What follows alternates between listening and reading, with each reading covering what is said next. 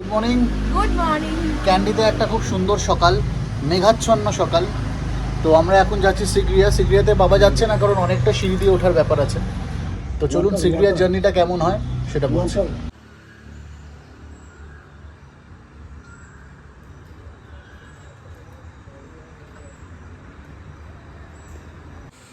গাড়ি এসে গেছে, তাহলে অফ টু সিগড়িয়া।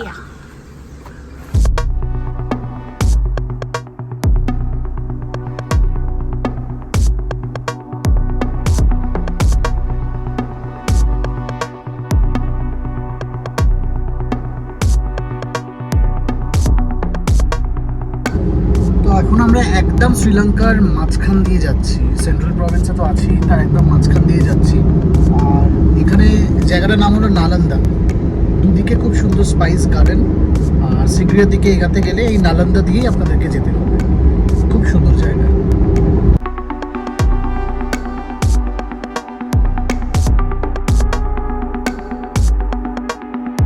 এটা হলো নালন্দা এরিয়া। তো এই যে চারপাশে দেখছেন ধানের ক্ষেত, এখানে কিন্তু ওয়াইল্ড এলিফ্যান্টস প্রচুর আছে। আর এই যে ঘর মতো করা, এগুলোতে বেসিক্যালি যারা চাষ করেন তারা রাত্রিবেলা পাহারা দেন।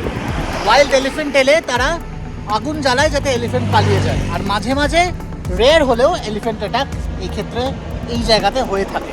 নালন্দা হ্রদ দেখে দেখুন, ঠিক হাতির মাথার মতো লাগছে।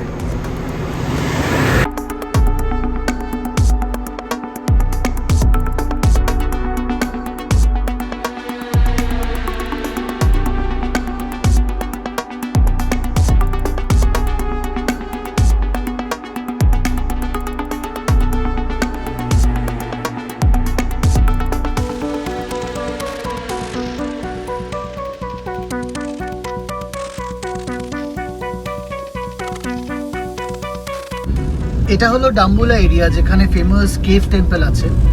আমরা হয়তো কেভ টেম্পলটা এবারে স্কিপ করব, কিন্তু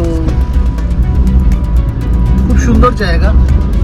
অ্যাজ ইউজুয়াল শ্রীলঙ্কার সব জায়গায় খুব সবুজ, তো ডাম্বুলাও এক্সেপশন নয়।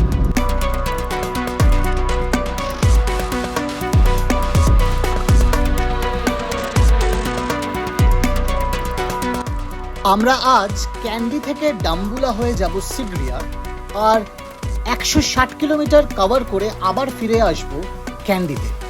পথে সিগড়িয়া রকের সাথে সাথে আমরা বাটিক ফ্যাক্টরি আর আরও কিছু স্পেসিফিক জায়গা ঘুরে দেখব।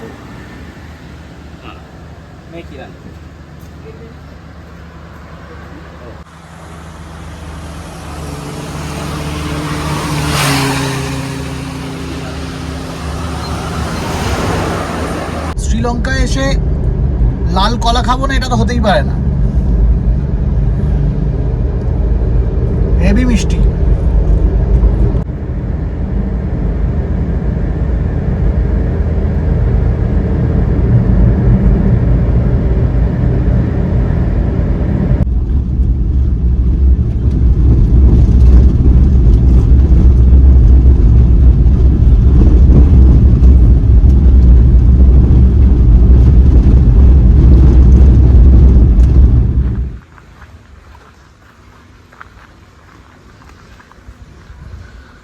তো এই হলো কার পার্কিং থেকে সিগড়িয়ার দিকে মেন সিগড়িয়ার টিকিট কাউন্টারের দিকে আমরা যাচ্ছি কার পার্কিং থেকে। এগুলোতে কিন্তু প্রচুর কুমির আছে, সিগড়িয়াতে অনেক কুমির আছে। পুরোটাই কিন্তু অ্যাকচুয়ালি বন্য জায়গা। হাতি, হনুমান, ইনসেক্টস আর ক্রোকোডাইল থেকে কিন্তু সাবধানে থেকে সিগড়িয়া ঘুরতে হবে। তো এটা হলো ডোমেস্টিক টিকিট কাউন্টার, মানে লোকালদের জন্য। আর মিউজিয়ামের দিকে এগিয়ে ওখানে আছে ইন্টারন্যাশনাল ট্যুরিস্ট কাউন্টার। তো চলুন আমরা টিকিট কাউন্টারটার দিকে এগোই, ফরেনার্সদের টিকিট কাউন্টার।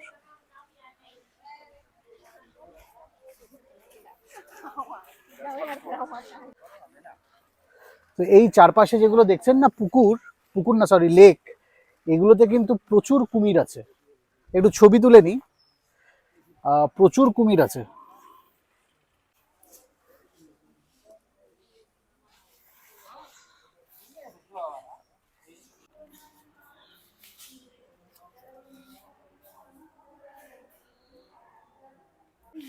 তো এখানে একটা কথা বলে দিই, সিগরিয়ায় এন্ট্রেন্স টিকিট কিন্তু হলো $35 ফর ফরেনার্স পার হেড।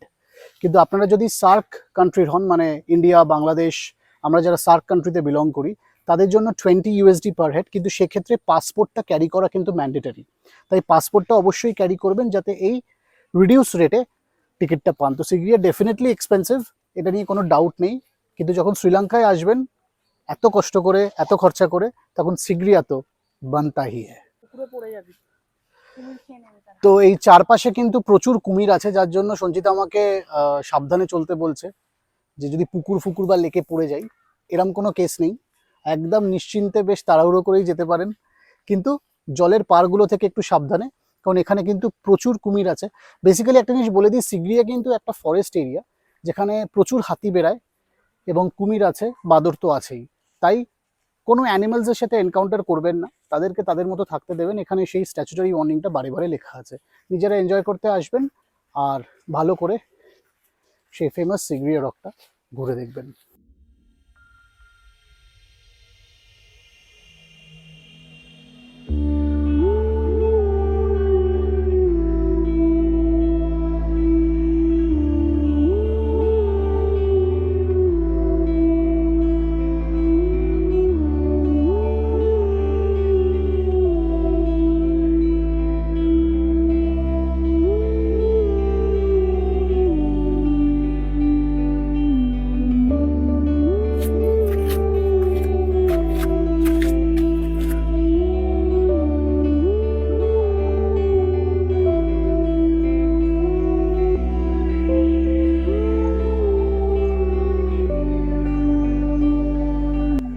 রাবণের লঙ্কাতে ঢুকছি, এটা ভাবতেই একটা অদ্ভুত শিহরণ জাগছে।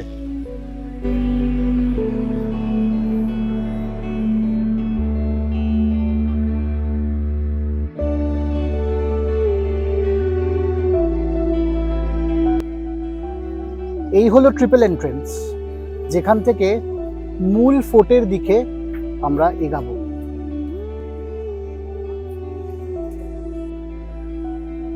এই ওয়াটার গার্ডেনগুলো কিন্তু এখনো রিস্টোর করা হয়েছে। এরকম প্রচুর ওয়াটার গার্ডেন এই সিগরিয়া কমপ্লেক্সের ভেতর আমরা দেখতে পাই, যেখানে প্রধানত গার্ডেনিং এর সাথে সাথে প্রচুর লেক আছে চারপাশটা ঘিরে, যেখানে কুমির রাখা হয় বা পোষা হতো অ্যাজ আ সিকিউরিটি। তো বুঝতেই পারছেন কতটা সিকিউর এই কেল্লা ছিল, এবং সময়ের সাথে সাথে কালের প্রবাহে আজকে সেই কেল্লার ভগ্নাবশেষ আমরা দেখতে পাচ্ছি ঠিকই, কিন্তু আমরা প্রিভিলেজড যে আজও সেই ভগ্নাবশেষের সাক্ষী আমরা হতে পারছি।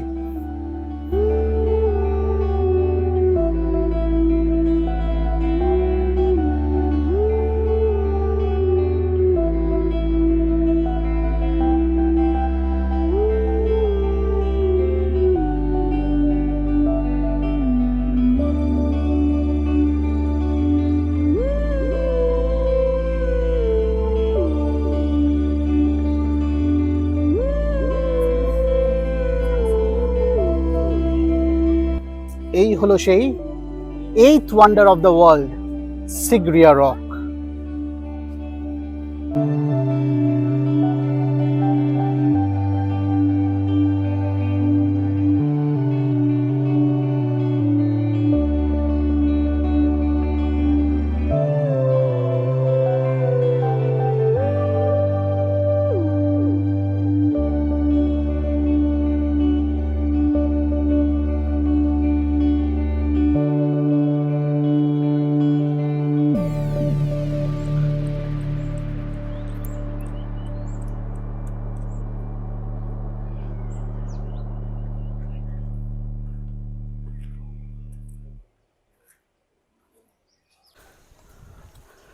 এটা হলো সেই অক্টাগোনাল পন্ড, যার 8টা দিক আছে।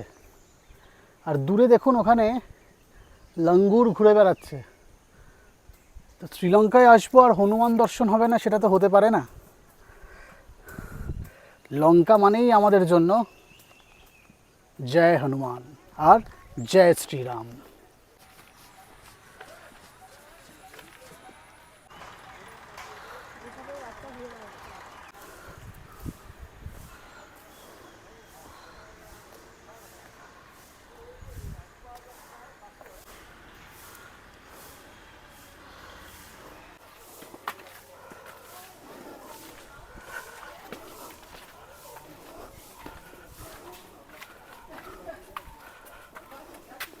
এটা হলো বোল্ডার গার্ডেন।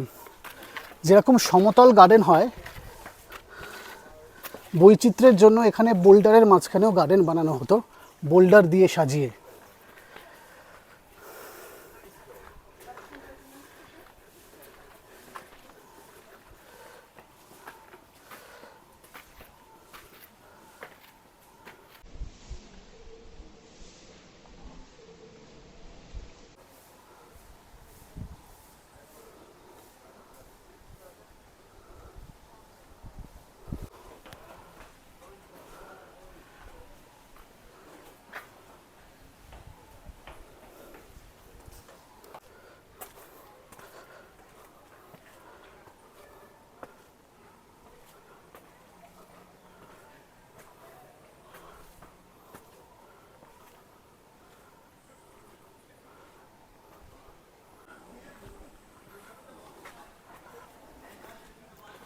সিগড়িয়া এলে কিন্তু জল অবশ্যই ক্যারি করবেন, কারণ আমরা সিগড়িয়া রকের বেস অবধি এতক্ষণ উঠে পড়েছি, কিন্তু এখনও অবধি কিন্তু কোনো জলের ব্যবস্থা দেখিনি, এবং আমাদের ড্রাইভারও বলছিলেন জল ক্যারি করছো কিনা। তো এটা কিন্তু মনে রাখবেন, সিগড়িয়াতে আসার সময় জল ম্যান্ডেটরিলি ক্যারি করবেন।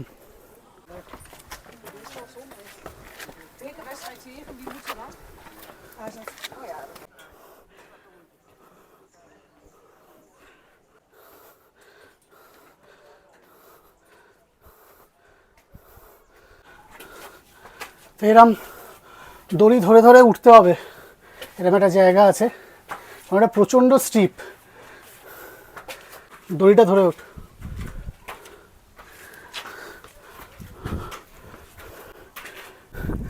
শ্রীরামের দেশের অবস্থা দেখুন, রাবণের লঙ্কায় এসে শক্ত, কিন্তু আমরা পরাস্ত হব না, জিতবে ভারতবাসী।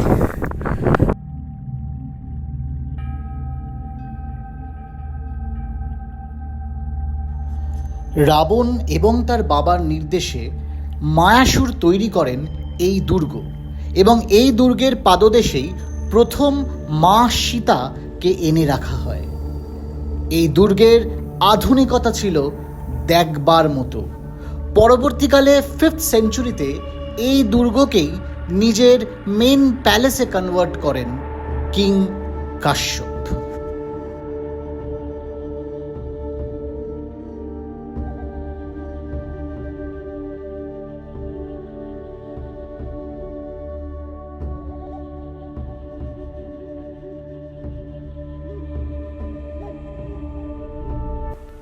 এই হলো রাবণের লঙ্কার সেই ফেমাস লায়ন্স প।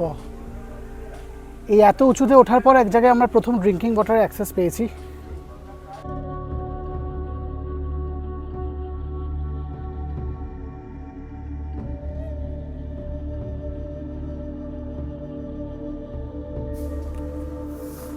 তাহলে সেই ফেমাস লায়ন্স পর এন্ট্রেন্সের ভেতর দিয়ে এবার আমরা উঠব সিগড়িয়ার ফাইনাল সামিটের দিকে।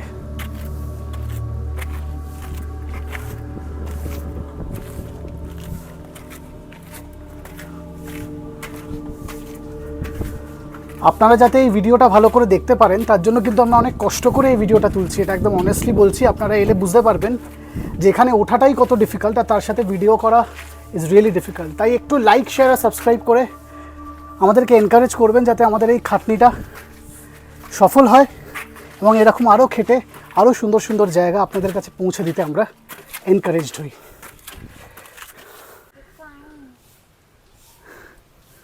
তো সঞ্চিতার খিদে পেয়েছে, খালি পেটে আছে, সেরকম কিছু আমরা খাইনি, সকাল সকাল বেরিয়েছি, তো এখন সেটাই দেখাচ্ছে।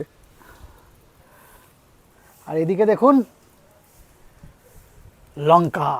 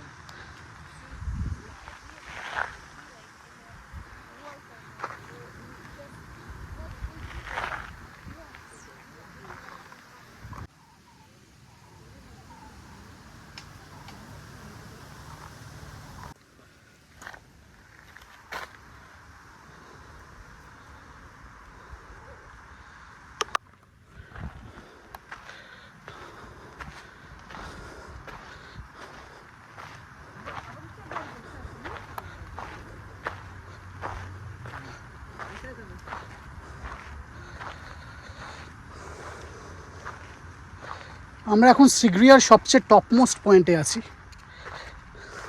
এখানে একটা জিনিস বলে দিই, শ্রীলঙ্কার কিছু লেজেন্ডের হিসাবে, কিছু কিংবদন্তির হিসাবে এটা রাজা কাশ্যপের তৈরি দুর্গ। রাজা কাশ্যপ ওনার বাবাকে হত্যা করে রাজত্বে এসেছিলেন এবং এখানে ওনার ফোর্ট ছিল। কিন্তু আরেক মতে, যে মতটা আমরা আরও বেশি বলতে পারেন পছন্দ করি বা যে মতটা আমাদের আরও বেশি কাছাকাছি, সেটা হলো এটাই হলো রাবণ, দশানন রাবণের লঙ্কা এবং তার প্যালেস।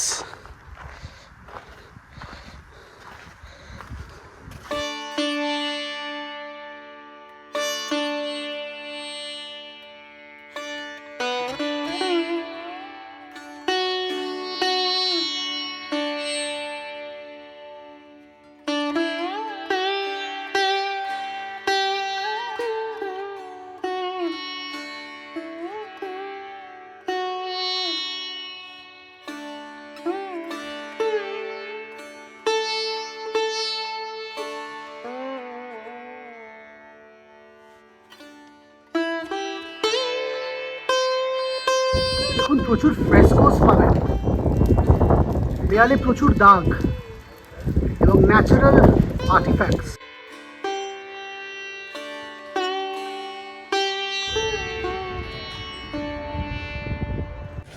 এখানে ওঠাটা কিন্তু কোনোভাবে অসাধ্য সাধনের থেকে কম কিছু নয়, মানে অসাধারণ অভিজ্ঞতা, কিন্তু একদম পিওরলি ট্রেকিং, মানে নট রেকমেন্ডেড। যাদের অসুবিধা আছে, সমস্যা আছে, আমাদেরও দম ঢিলেই হয়ে যাচ্ছে বলা যায়। 1300 দুখানা সিঁড়ি, আর একদম মাটি থেকে হঠাৎ করে সিগরিয়া রক, বুঝতেই পারছেন কতটা উঁচুতে। যদি হঠাৎ করে 1300 দুখানা সিঁড়ি স্টিপলি প্লেস করা হয় আর সেখান থেকে বে পাহাড়ের ওপর উঠতে হয়, যে ফিলিং বা এফার্ট, একদমই তাই। উপরেরটা খুব রিস্কি, মানে ফাইনাল যে উপরেরটা ওটা বেশ রিস্কি, পুরো লোহার পাতাটন দিয়ে বানানো, তো ন্যাচারালি সিঁড়ি কিছুটা আছে আর বাকিটা কিন্তু আর্টিফিশিয়াল। তো সাবধানে আসবেন, বাট আসবেন অবশ্যই।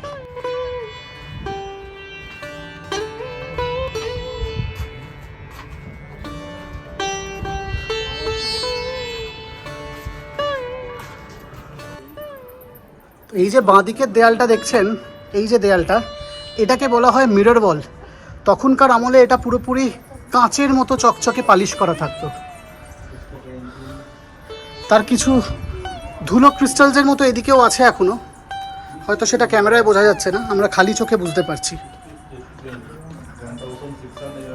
ভাইরাল সিঁড়ি যেটা দেখালাম, ওটা দিয়ে ওপরে কিছু ফ্রেস্কোস আছে, সেখানে ফটোগ্রাফি বা ভিডিও অ্যালাউড নয়। আমাদের মুখের অবস্থাটা জাস্ট দেখুন, ঠিক আছে, কালো পেরিয়ে লালের দিকে। এখনো কোনো সি বিচে যাইনি, পাহাড়ি এলাকার দিকে এগাবো ভাবছিলাম। ঠিক আছে, কালো হই বা লাল, কিপ মেকিং মেমোরিজ, তাই তো।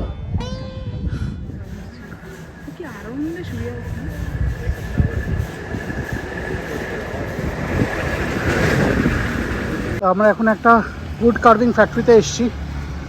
শ্রীলঙ্কার হ্যান্ডিক্রাফটস খুব ফেমাস, তো সেগুলোরই একটু নিদর্শন দেখতে চাই।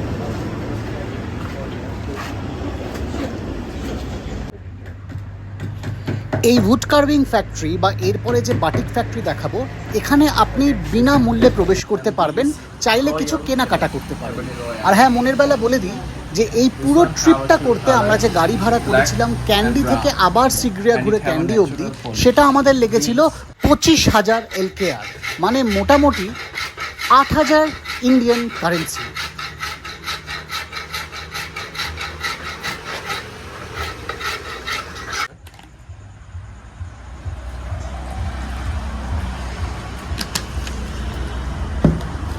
And now at the dust.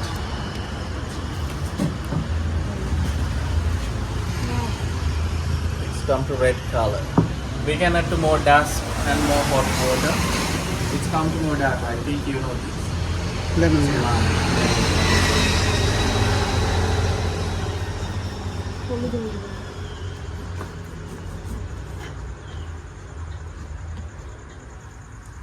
These sandpaper and this one metal. Normally I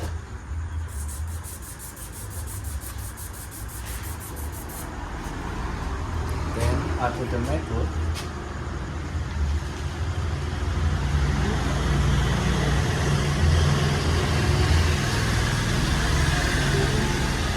It's turning to black. And we can add more lime, more lemon.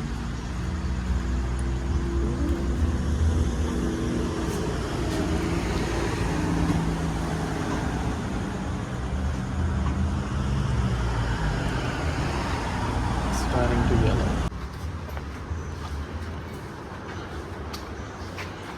Sri Lanka মানেই হাতি আর বুদ্ধদেব। Excuse me. এই যে মূর্তিগুলো আপনারা দেখছেন এগুলো সবই অরিজিনাল কাঠ দিয়ে তৈরি আর কালারগুলো একদম ন্যাচারাল। তো অসাধারণ কিছু পেন্টিং এখানে আছে, অসাধারণ হ্যান্ডিক্রাফট যেগুলো সব হাতে বানানো।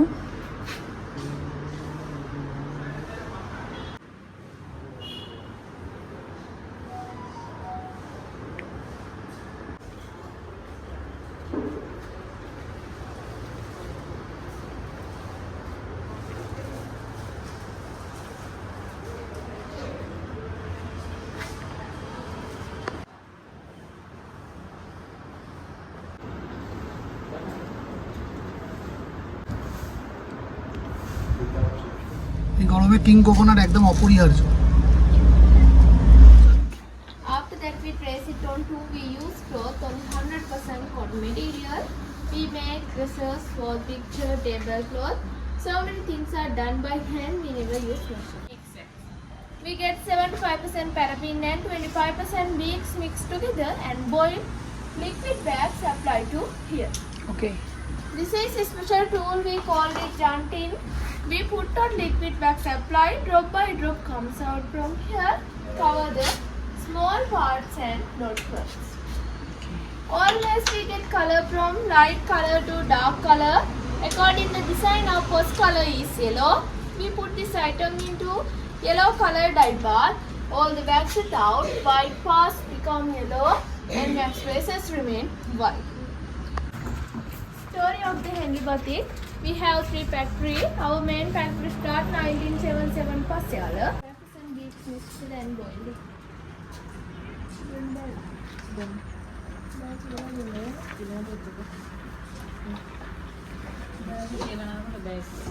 We put this item into blue color dye bath. Let's cover blue color parts.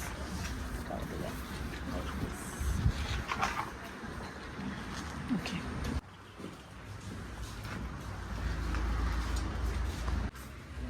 Current section, we use 3 bar. This is Neptol. Just we keep it 45 minutes. Neptol. Neptol is very important to fix the color. After then was salt water. And finally color bar. Day by day change our color. Today color red color. With Neptol, without Neptol, Neptol to fix the color. Here keep it about 1.5 over. Unwaxing section, wax item. Wax remove, first cool water. Again no hot boiled water for remove wax, only on example hot boiled hot water.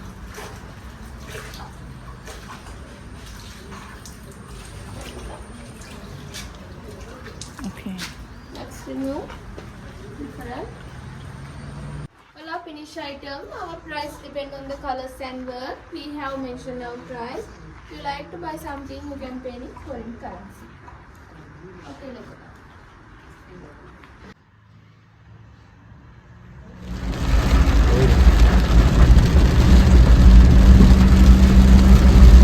এই এপিসোডটা আমরা এখানেই শেষ করলাম।